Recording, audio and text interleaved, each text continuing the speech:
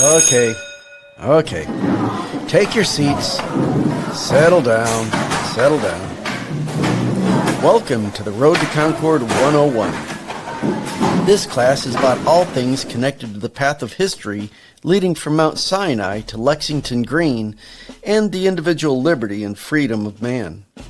If you're in the wrong place, feel free to get up and go see the registrar's office about dropping this class, preferably before you meet the professor. In the event you do not already know this, your professor is Joe Bakanovic, and he has a bit of a reputation on campus.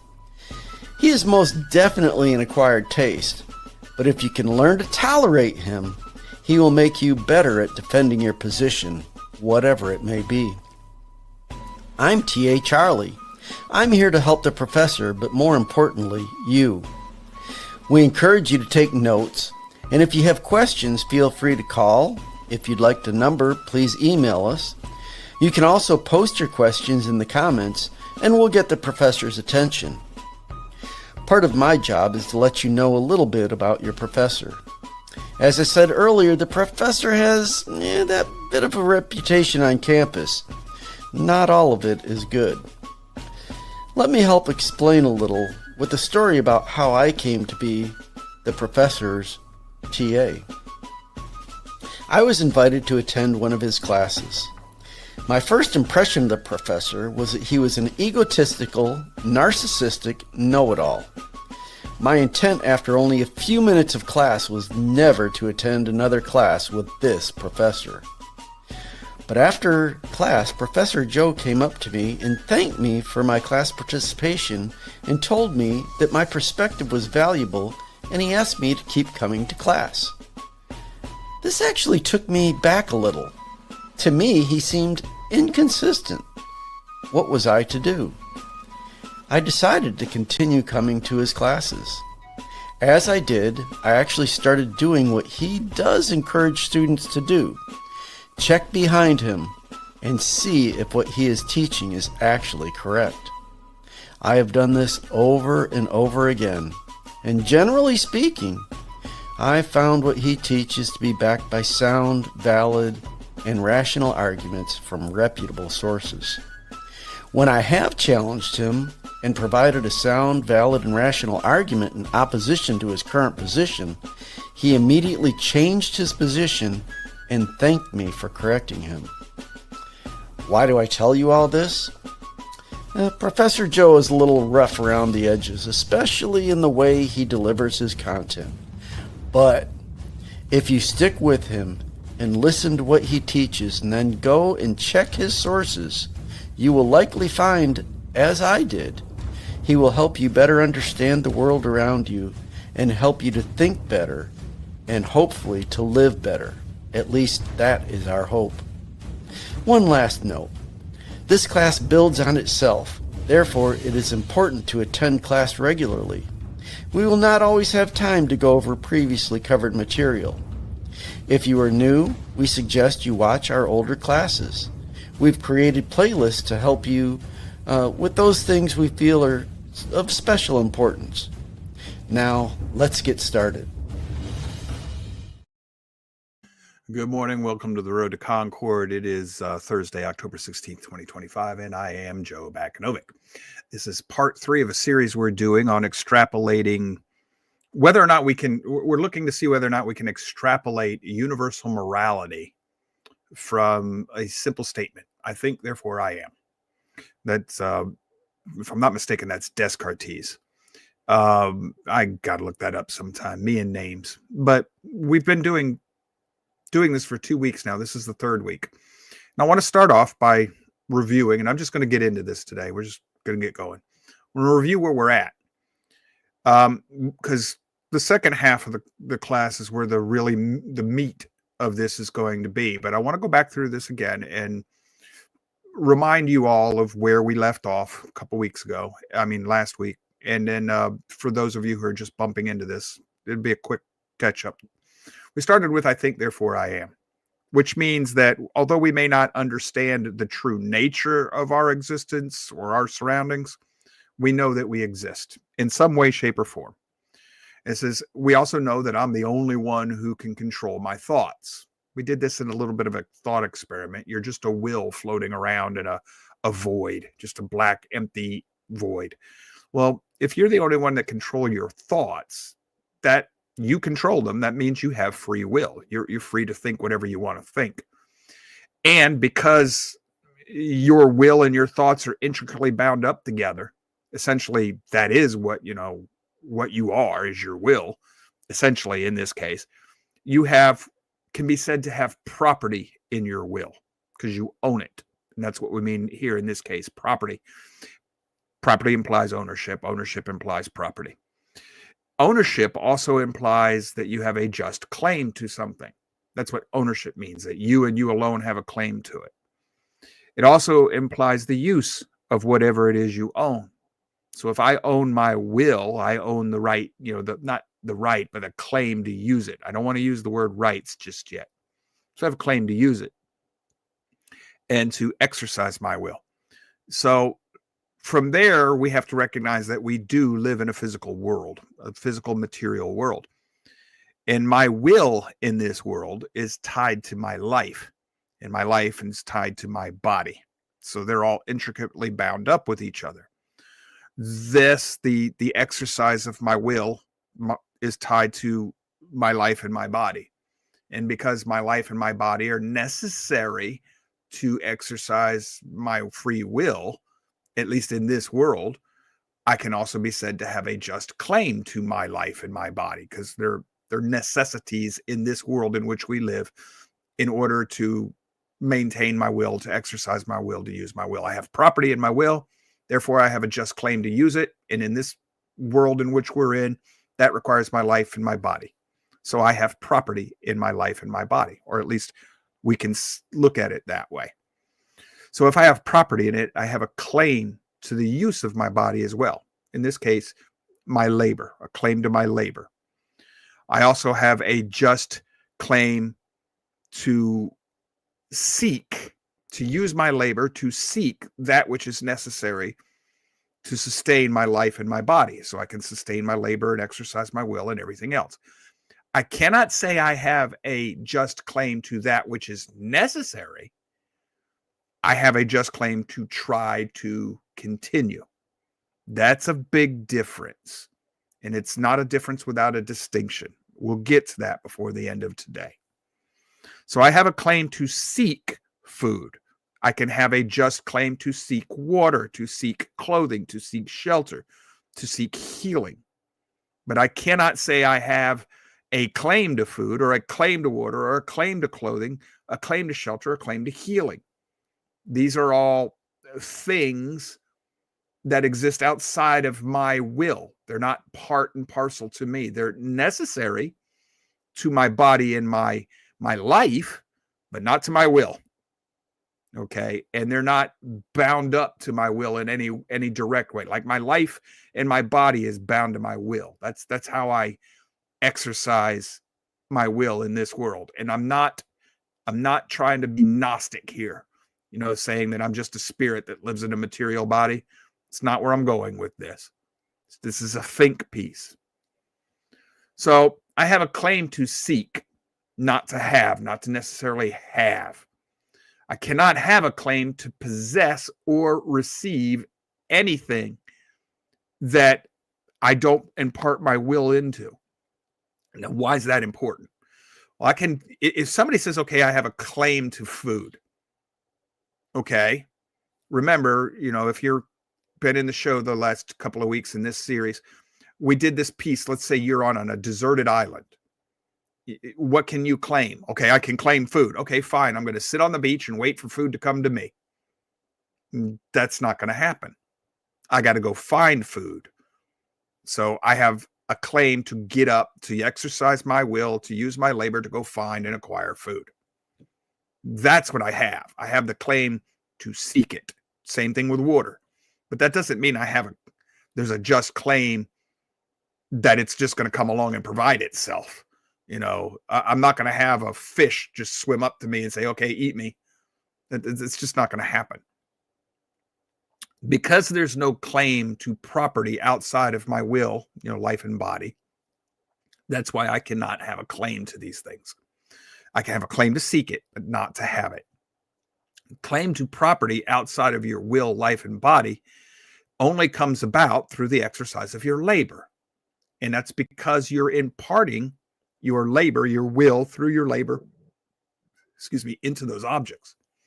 So you can have a claim to the water you go gather because you exercised your will, got your life force to get your body up and go use your body to go gather water, go find and gather water, or find and gather food.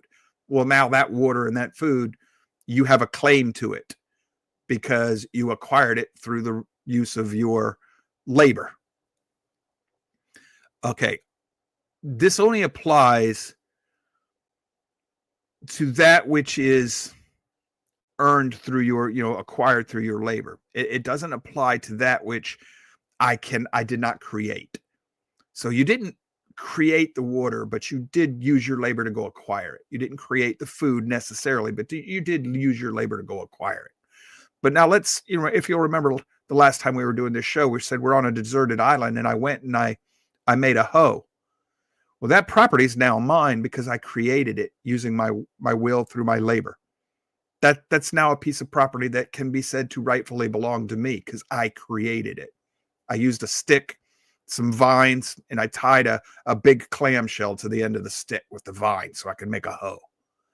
And then I created, I built a hut to give myself shelter in our little thought experiment. Well, now I have property in that hut. So long as I continue to use it, continuous use, I have property in that hut because I created it. I imparted my life force into it. But like we said the last time, if I leave that hut and I go to the other end of the island and I find a cave and I like the cave better, I've abandoned the hut. It's not mine any longer. I left it. I am not continuously imparting my will into the materials I created into the hut by continuing to live there and maintain it. Now, why is this important to understand? Well, you and I did not create the sticks that made my hut. We did not create the dirt upon which the hut sits. We did not create the palm fronds that made the roof on that hut. Those are all just part of the universe, and we didn't create the universe. We found them, and we put them to another use. And as long as we continue to use them, our will is still being imparted into them. We maintain them and we use them and we dwell in them, and it's used to sustain our life and our body and everything. So we can have property in it for that point, just like we can have property in the field we cultivated to grow our pineapples. But as soon as we abandon the field, we can no longer say we have property in it because we didn't make the field. We just cultivated it. And if we abandon it, that field will go fallow again, and it'll eventually turn back to the way it was when we found it. So this is how property works. Property outside of a government or a society. And in case of applying how does property work with food or water? Well, if I grew the pineapples, they are a product of my labor, although I didn't create the pineapple. I'm not the one who first set the pineapple into existence. But I did grow it and cultivate those pineapples in my field. Or if I gathered nuts and berries or went fishing, or I gathered water, that becomes mine, and I have a claim to its use through my labor. This is important for us to understand because we can never place a claim against another will. We don't have a claim to it. We don't control it. That other will controls itself. So we can never have property in the will. In that other will, which means we can never have property in the other will's life or in the other will's body because the other will has a just claim to them.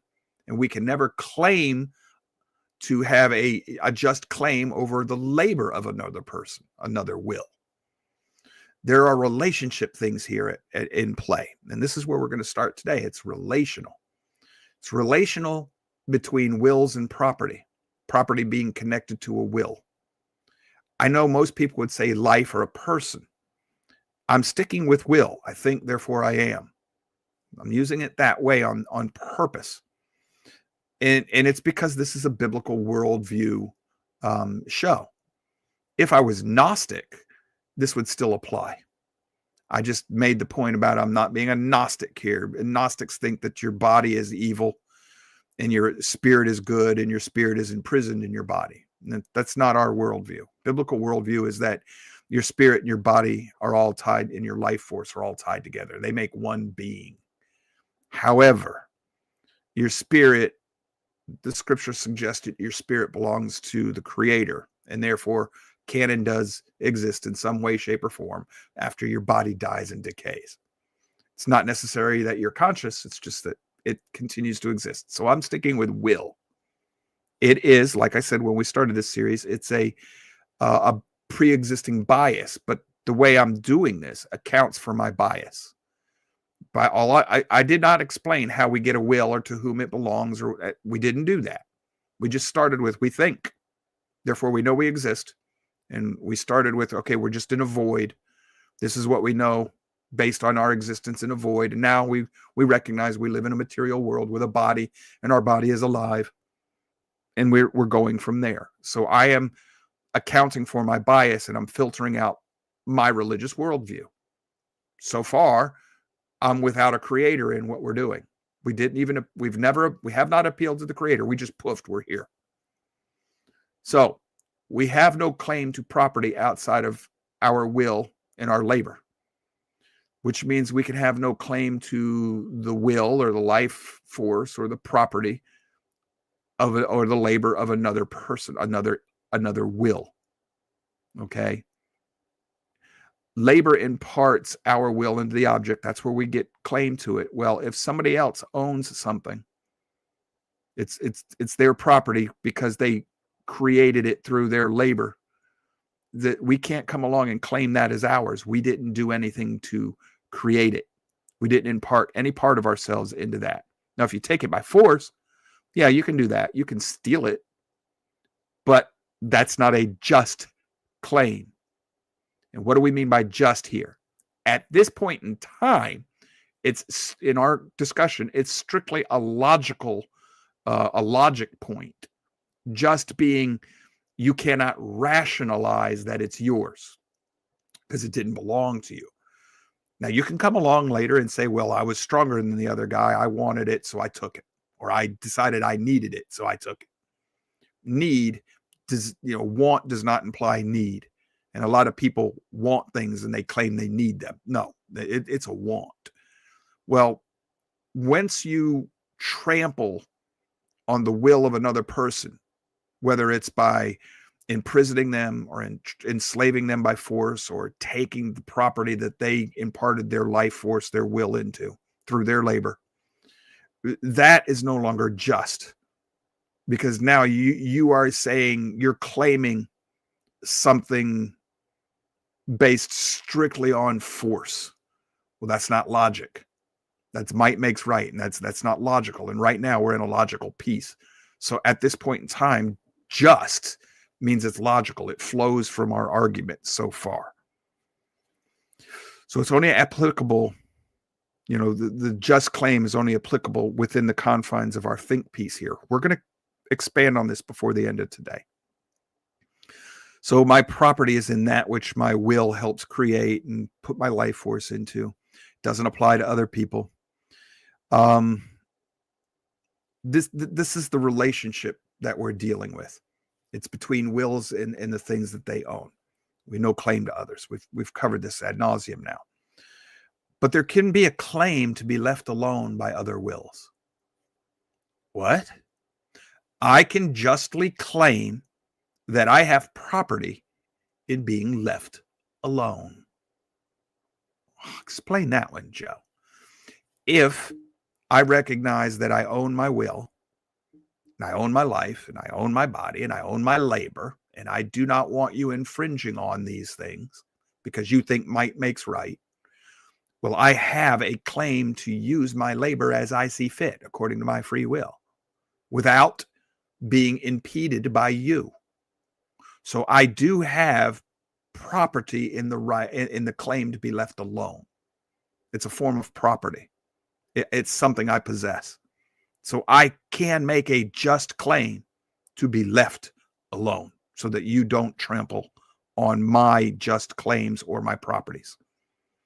That creates an obligation on the part of each and every will not to trample on other people, other wills.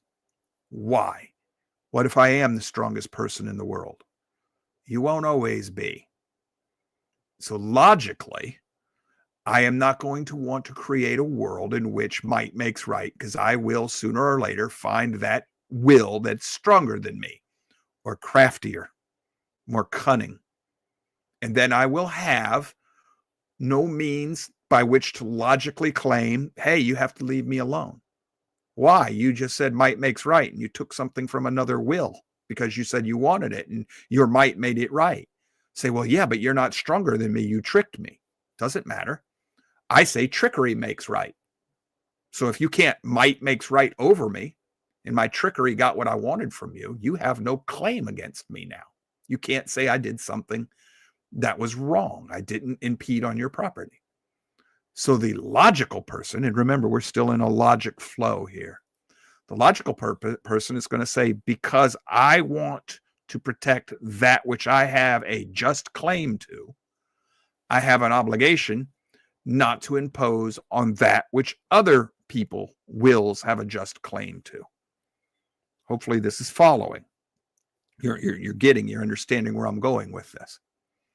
This way we don't interfere with each other. It's a relationship. Now, what happens when we have two or more people enter into close proximity with each other? How does this work? This is where I wanted to go today.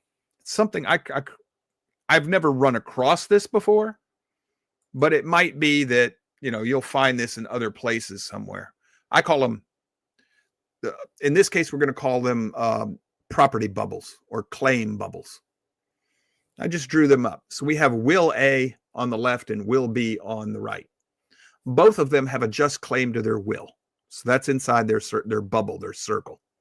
Both of them are alive in a physical world. Both of them have a just claim to their life, to their body, to their labor, their property through their labor. They have a just claim to seek to sustain all of these things through their labor. Okay, so we're not in proximity, one on one island, one on another. But what happens when we take that down and we put this up? Now we're both on the same island and we're in proximity to each other. Now, at some point in time, our activity, labor, even if it's just walking around, but our exercise of our free will is going to intersect with the free will of another person, another will. We're going to intersect with their activity. At this point in time, I'm going to call that area that intersects the area where ethics lives. Ethics is right there where we intersect. We have to understand this is a relationship thing. So in that area where the ethics lives, I still have a just claim. If I'm will A, I still have a just claim to my will, my life, my body, my labor, and trying to preserve all of these things through my labor. And I have a claim to my property that's imparted through I got a claim to all of those things. But in this area where it intersects, if your will be, you have a just claim to the same things. Well, what happens when they overlap each other? This is where what I'm going to call for the time being ethics comes into play. This is where our obligation is. We have an obligation not to trample on the claims, the just claims of another will, another person. We'll start using person. It might make more sense for folks. Hopefully I've made my point by now. But this is not morality yet, at least not in my mind, not in my argument here. What we have here is two people, person A, person B, coming together on the island saying, okay, well, now that we're both here, let's enter into an agreement that's going to govern how we live so that we don't trample on those things that you and I both have just claims to. And so that if we do, we have an agreed upon system that governs how, dictates how we'll resolve the injury. So if I, person A, will A, tramples on, I trample on one of the things you have a just claim to. I come along and I knock over your pitcher and I spill your water. I have injured you. I have destroyed property that you collected that water. You made a pitcher to collect the water. You collected the water. You have property in that right now because you're continuing to use it to sustain your life. I caused an injury. I trampled on something you have a just claim to. I destroyed a piece of property. So when we get together, we're going to say, okay, when that happens, I have an obligation. First of all, I had an obligation not to destroy it. When I did, I now have an obligation to go replace it. So if the pitcher broke, I need to make a new pitcher. And then I got to go find more water for you. If not, I borrow your pitcher, I go find water, I fill it back up. Now I've made recompense. Okay? We're going to come up with the system. That's the ethics. The system that me, person A, and you, person B, agree upon becomes the realm of ethics. Ethics being the agreed upon stipulations by which we will control our actions so that we do not trample on each other's claims. And when we do, we can make right. Now, we're not going to get into how we, an ethical system just yet. I'm just saying that's not, to my mind, that's not morality because it's not universal. It doesn't apply to all wills everywhere at all time. This is just an agreement you and I made up on this island. So I'm will A, person A, you're will B, person B. This is the agreement we made. In other words, we made a social compact, social being an agreement amongst people living in close proximity to others. It's a man-made system. That's why I think ethics is different from morality. This is a product of human will. And therefore, I can say I have a just claim in the ethical system we designed, you and I. And you have a just claim in that ethical system. And that's what provides for punishment. Now, let's say there were 4 people here. There's person C and person D. We all have our rights bubbles and we all intersect in the center. Say there's a bubble above and below this. So let's say I come along and I knock over your pitcher and I break it and I spill your water. And you say, okay, I have a claim. Go make me another pitcher and make water. Gather me up some more water, replace it, make me whole. I say no. Well, we've already entered into an agreement, in which case if somebody causes harm and refuses to make good per our agreement, then everybody else in our little group will force the other person to do this. Now I'm going to say, well, I got a claim against my will. You can't force me to do anything. Oh, nay, nay. We willingly entered into an agreement, which created an obligation on your part to keep the agreement. And it created a claim in my part or your part. In this case, I'm the one who broke the pitcher. So you now have a claim to be able to force me to compensate you. And you also have a claim against person C and person D because they entered into this agreement. They agreed to help you force me to make right. This is the social compact. We agreed to these things. So you can either put me in jail or you can go take something else I possess that's deemed to be of equal value, equal or greater. Because you took more than what I destroyed. Doesn't matter. You broke the compact. So, per our agreement, equal or greater worth, because you're the one who violated things and you're the one who refused to make good. This is a system of man-made ethics, a social compact. But it's still the property of man, of human beings, of, in this case, human wills. So you can't claim to have a right here. You can say I have a claim in all of this stuff. I can justly say that is due to me, but it's not a right yet. Not yet. Can't be. Because, like I said, person Z might show up. A, B, C, and D are getting along just happy honky-dory. Z shows up and says, hey, I'm a might makes right guy. And you're like, okay, A, B, C, and D are going to team up against you, but he's really strong and he whoops your booty. Now I have a tyrant and he enslaves all of you. you can say logically that I have a claim for you not to do this. But he has worked out a sound, valid, and rational logical argument to why might makes right. He can do that. He actually can. This is the problem with John Stuart Mill. A lot of libertarians like that political philosopher. But he says, John Stuart Mill, come up with a mathematical system that weighs good and bad, good feelings and bad feelings against each other to come up with a system of morality. And he says if this action causes more good feelings than the bad feelings, then that's the moral action. Well, person Z, the tyrant, the bully, showed up. And he says, I feel happier than all four of you feel bad put together because I enslaved you. So look at my infinite happiness against your just four bad feelings. Well, according to Mill, he's got no way to say that that's not just. Mill's system could justify what Hitler did in the Holocaust. But John Stuart Mill's system was sound, valid, and rational. And this is why you can't claim to have a right yet. You cannot say that your claims to be left alone, your claims to your will and your property, your labor, your life, and everything, you can't say that that's a right yet, that it applies to all human beings everywhere, no matter what. You can't. Because right now it's just a think piece. It's a logical, rational think piece. Got a comment on the board from Natasha. How do you measure emotions? Mill come up with what they called hedons and dolars. Dolar was bad feelings. Hedons were good feelings. He never told you how to measure them. It was totally subjective, which is why his system is garbage.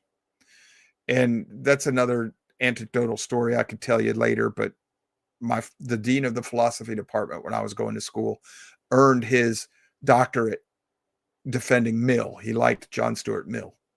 And the dean and I locked horns, and the dean didn't win on his own doctoral thesis.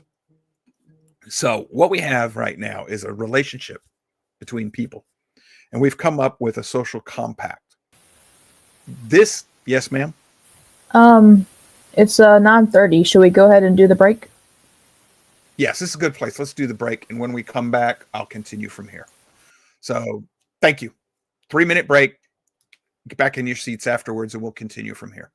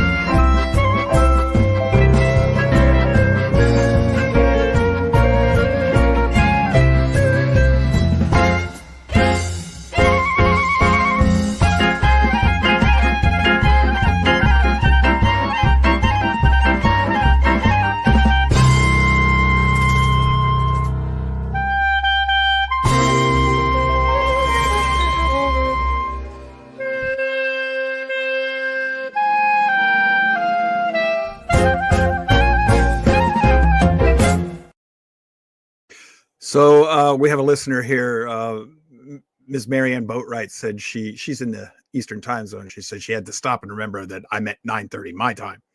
Okay. Yeah. If y'all really want to do this, you got to remember the show originates in Central Time Zone. If you want me to, I can start using Greenwich Mean Standard Time and all that stuff. And you're gonna have to start getting some military clocks if you want to do that. She says no. She's already confused enough. Okay. We left off with our rights bubbles where they intersect, and let me see. I'll put that back up for everybody, and I'll just stick it up there, little picture. So we've created, Aaron Spike says, what if will be is promoting evil? Not sure ethics would be possible. We don't have morality yet. There's no such thing as evil yet, Mr. Spikes. Evil is a term connected to morality. This is one of the reasons why in ethics, hang on, I think I'm going to get there for you. So this is one of the problems that with the libertarian ideal. What I have just described to you is the libertarian ideal of ethics. Essentially, I have a claim of property. I have a claim to you leaving me alone. It's like a negative right, but in this case, it's not a right. I have property in the claim, the just claim for you to leave me alone. And I have an obligation to leave you alone under this system, to not mess with you, not impose on the exercise of your will through your labor and your activities. And we're going to all get on this island. Let's remember, I'll draw a picture for this next week, but let's say I have two more people on the island, person A, B, C, and D. And there's a bubble above and a bubble below. So we got 4 people on the island. We all got together and we agreed this is the system we're going to live by. And this is, if you break something, you trample somebody else's will, you make them whole. If you won't, then the other 3 people or, whatever, gang up on you and take something of equal or greater value of yours, or if necessary, either imprison you somehow or banish you from the island, or if necessary, remove you from the island because you refuse to play nice with others. That's a social compact. That's going to lead to trouble. That's the libertarian ideal, but there's a danger here. This is a social compact according to Hobbes, Thomas Hobbes, Leviathan. Now, let me explain why this always leads to either chaos or tyranny, and usually eventually to tyranny. And it will always, because sooner or later, somebody's going to come along in our little rights bubble island, or in this case, claims bubble island. And they're going to say, hey, I'm smarter than these other 3 or 4 bubbles, people, and I'm stronger than all of them as well. And they're going to say, well, I'm not going to play by your rules. I'm going to be person Z. I'm going to take over, become a tyrant. But what they're going to do first is they're going to willingly enter into the compact with you. And they're going to say, okay, we're all going to agree that we'll make good on the things we do wrong. And if not, some, the others will gang up and take from us, et cetera, et cetera. And here's what we're also going to do. We're also going to establish democracy. And everybody agrees, yeah, democracy is great. So now you have democracy. And person Z, being smarter, slowly says, well, you know what? We all need to eat. So let's collectively agree to help each other eat. So you grow this food, and person B, you grow that food, and person C, you make, and we all collective agreement to help. Oh, look, we're much more productive this way. And what am I going to do? Well, I'm going to manage it, make sure everybody gets equal distribution. And you vote, and you agree.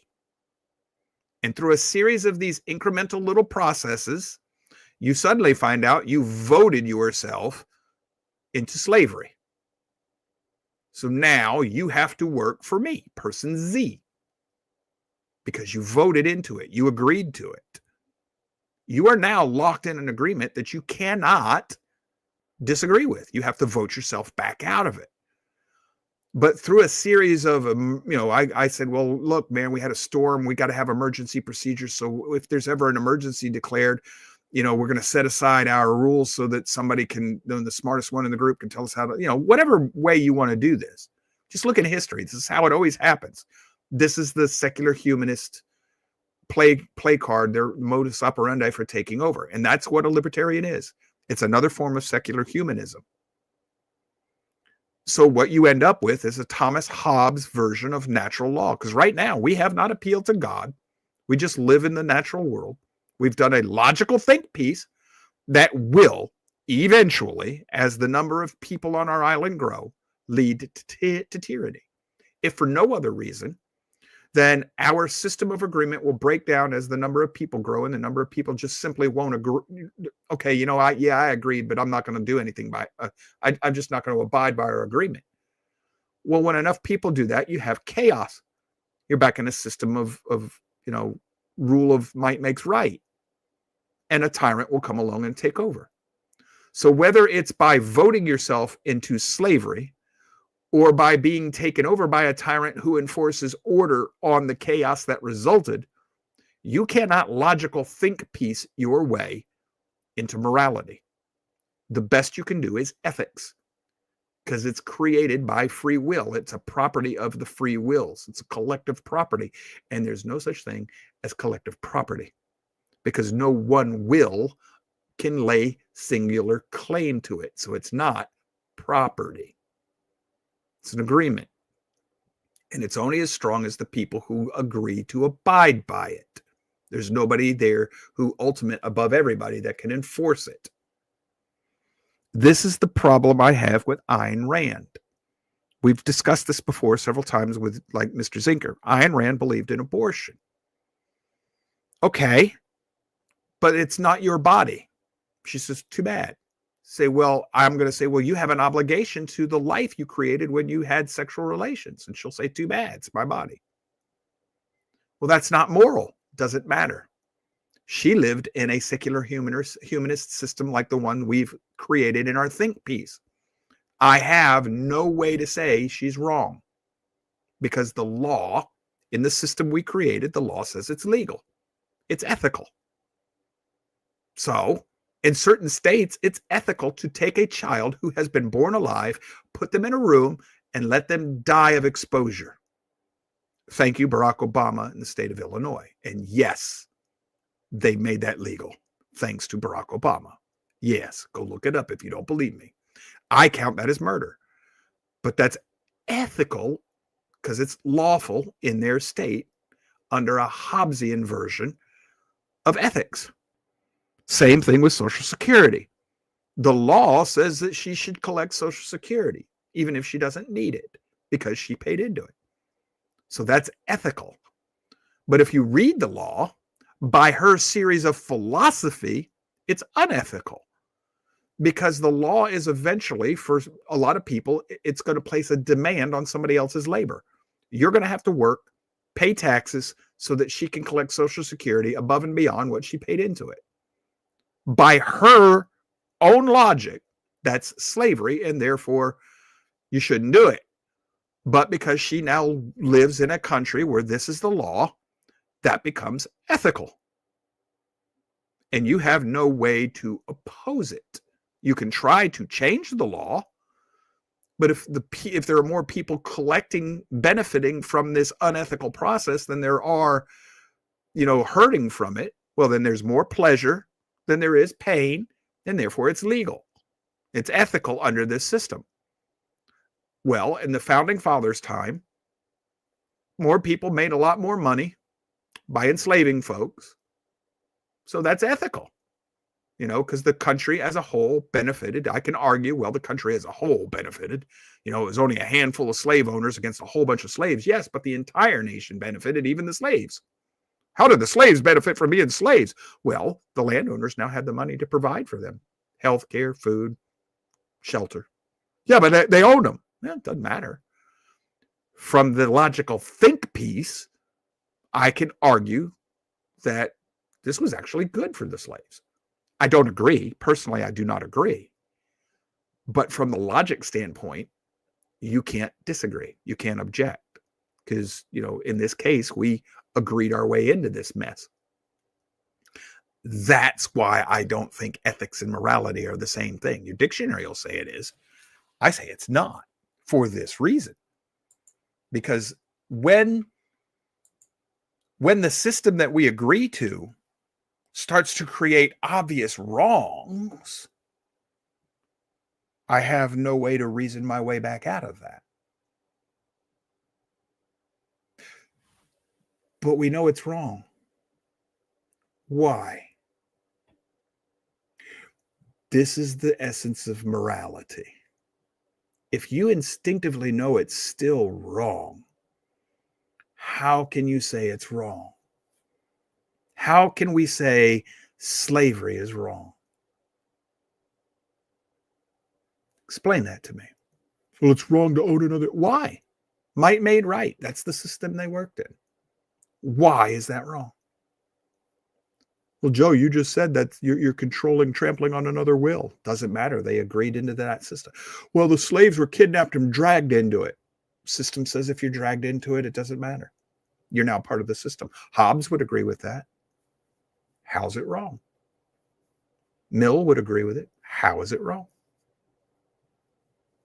Now, how did you get into that void where we first started 3 weeks ago? I think, therefore I am. But where'd you come from? Remember, you're in a void. You're the only will that you know about. Here you are. Well, I must be God. That's the libertarians' problem. And therefore, they will think themselves right into the place where we were just at, where we'll start doing things that everybody knows is wrong. The person who thinks they're God because they think, therefore they are, they might even realize, oh, crap, that's wrong. How did I get here? Well, apparently you're not a God. So how did you get there? Good question. Nothing comes into being in this material world without a cause.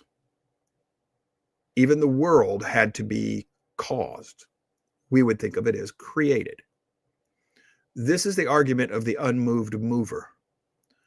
Something that created this universe that did not have an equal and opposite reaction. Something that was not moved. Something that caused existence without being confined to the rules that govern this universe. Something outside this universe caused this universe. The logic follows. This universe cannot self-create the way that Hawking said in his second book on a new theory of time. It cannot you cannot have a self-creating existence, not within the confines of the world as we know and understand it.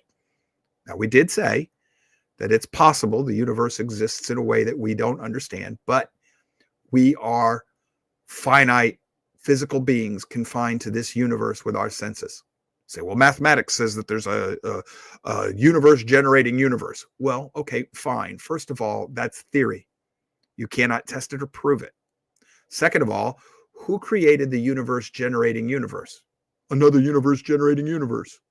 Who created that one? That's the fallacy of kicking the can.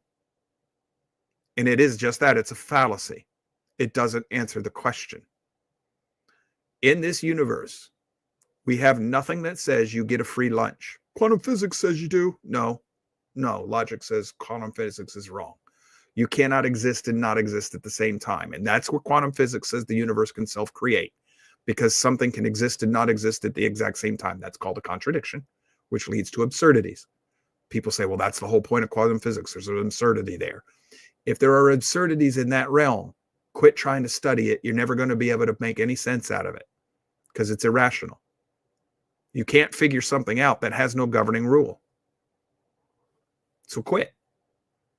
Yeah, but we're finding rules in quantum physics. Then there are rules and you just don't understand them.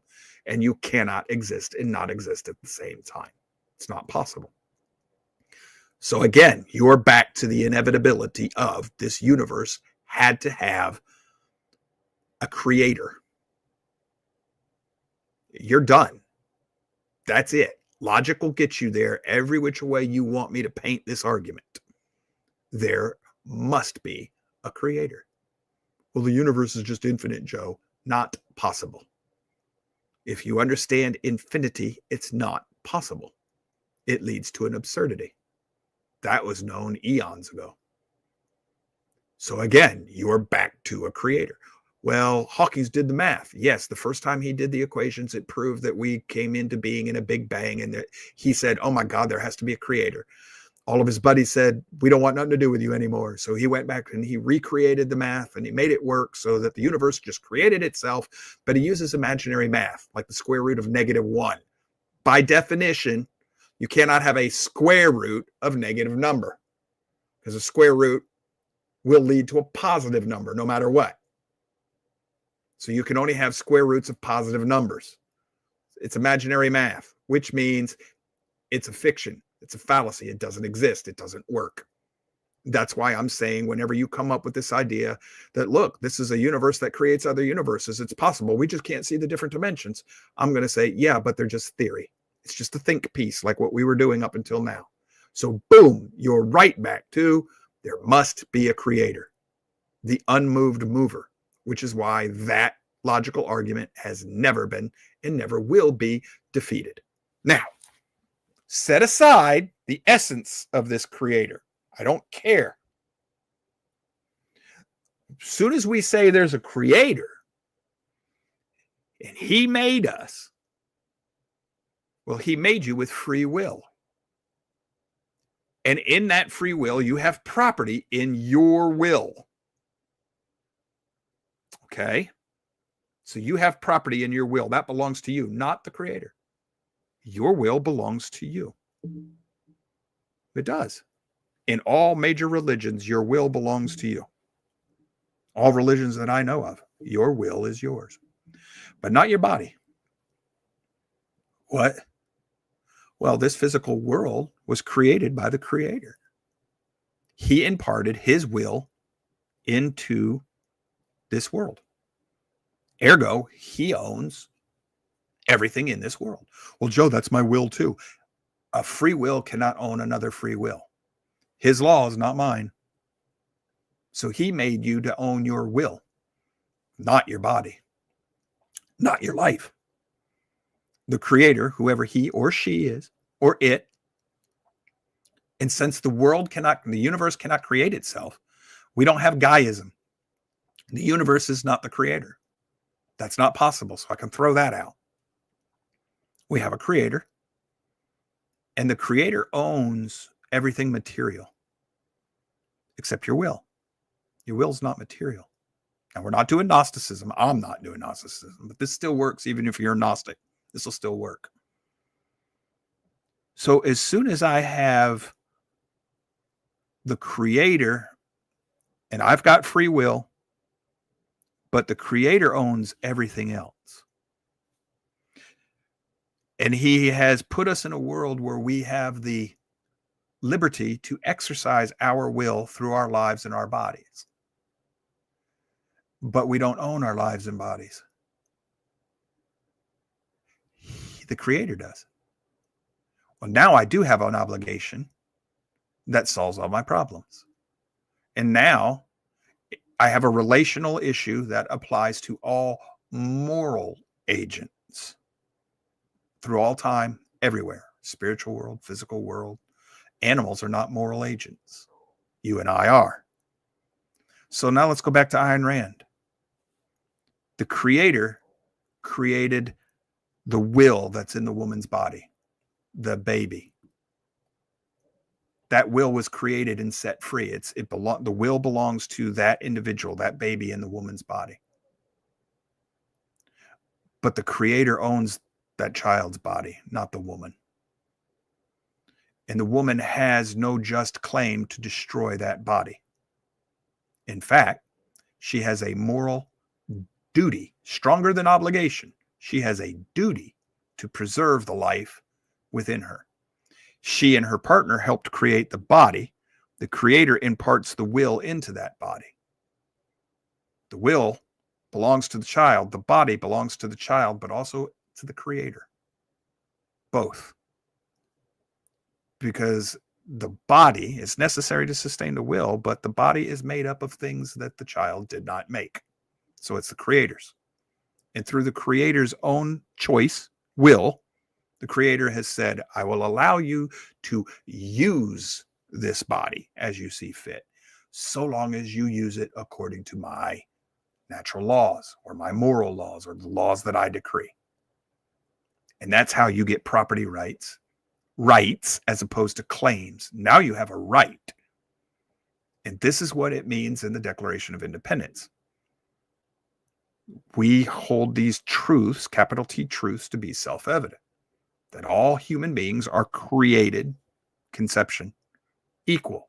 Not equal in ability, size, looks, sex, equal in their moral claims, equal before the eyes of the Creator, and endowed with certain inalienable rights. Inalienable means that's part of who they are. Life, which in this case is the animating force of your body. Liberty, which is the right to use your will, your labor, in the pursuit of happiness. The right to pursue, through your labor, the virtuous and moral life, to live according to the precepts of the Creator. As soon as another moral agent acts against that moral law, and it is a law that applies to all moral agents because you have a lawgiver who cannot be argued with, because ultimately we are all created. He's the potter, we're the pot. You can claim, well, that's, like when the movie Nefarious, the Creator made us with free will, and then he's evil because he won't allow us to exercise our will. Yes, he did. He let you exercise your will. And he even said, I'll reward you if you exercise it within the confines of my rules. And he said that I'll punish you if you exercise it outside the confines of my rules. He created a world that had rules. Then he created free wills to live within it. And then the demons say, well, you're evil if you don't let us be gods. Well, wait a minute. He's the Creator. So the demon's argument in that film is fallacious. It's not evil. He made the laws to go with this. That's a law. There's a moral law. Moral law implies duty, not just obligation. You can shirk an obligation without being punished. Now you have a duty. So now we're back on our island. Under the system we think pieced up until now, I'm on my island. I've grown my pineapples. You show up on a shipwreck. You haven't had a chance to gather food or water. You're hungry. You've been shipwrecked. You haven't eaten in 3 or 4 days. Under the Ayn Rand logical think piece system, I have no obligation to feed you. I don't even have an obligation to feed you. I have an obligation not to get in the way of you looking for food and water. But you're almost starving to death. Under the Ayn Rand style of logic and ethics that we created with our logical think piece, I do not have to ethically do a thing for you. I can let you die. And we all know that's wrong, because I got more pineapples than I can eat right now.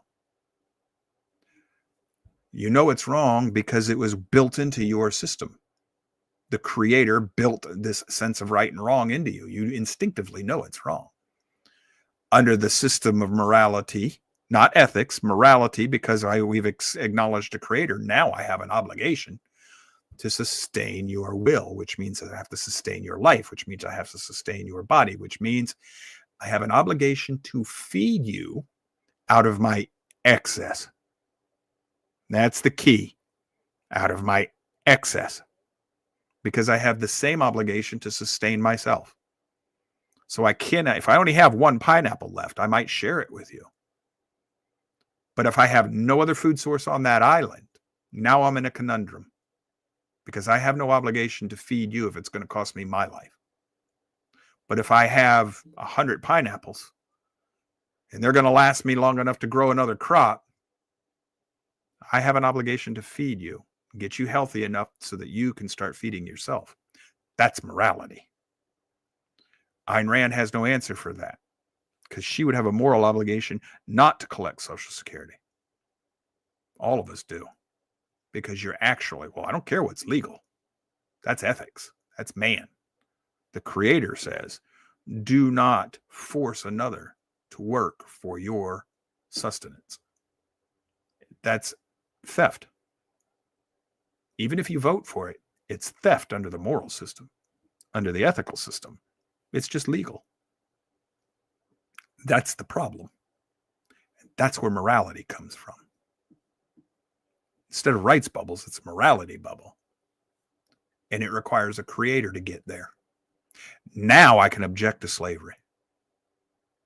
Now I can object to theft. I can object to murder. I can object to all sorts of things now because I'm under morality. In your ethical system, you might agree to those things, but you have no objection if you vote yourself into tyranny, slavery. You have no objection. You can't because you agreed to the system that got you there. Now, if we have a system that gets me there, I can object. Say that is not the creator's natural law. That's man's law. I object. My duty is to the creator, not to man. And now you have natural law according to John Locke. And that's the way the founders went for that reason. I don't know if this is making sense to you yet. We're going to expound on this next week. We're going to go over what your natural rights actually are and why and how they work. And we will eventually get to why you have a right to revolt against a tyrannical government. But there are rules to that as well. You can't do it individually. It doesn't work that way. Governments fight governments. The minute a person fights a government, that's a revolution. Even in the Bible, Yahweh was against revolutions. Questions, comments, anything on the board? I know we don't have access to the phone, but if there's anything at this point anybody has they want to bring up, this would be the time to make the comment, ask the question.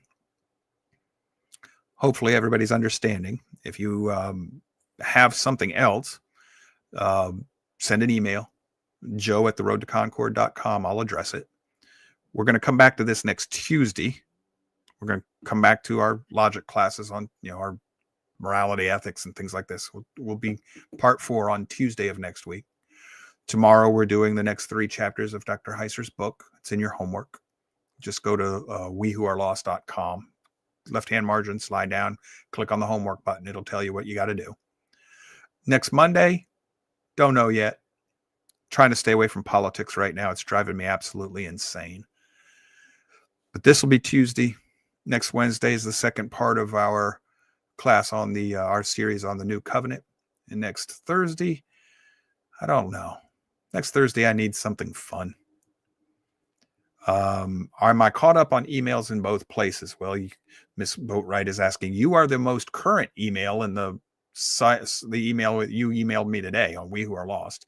And I have one email I have to answer on this one here, The Road to Concord.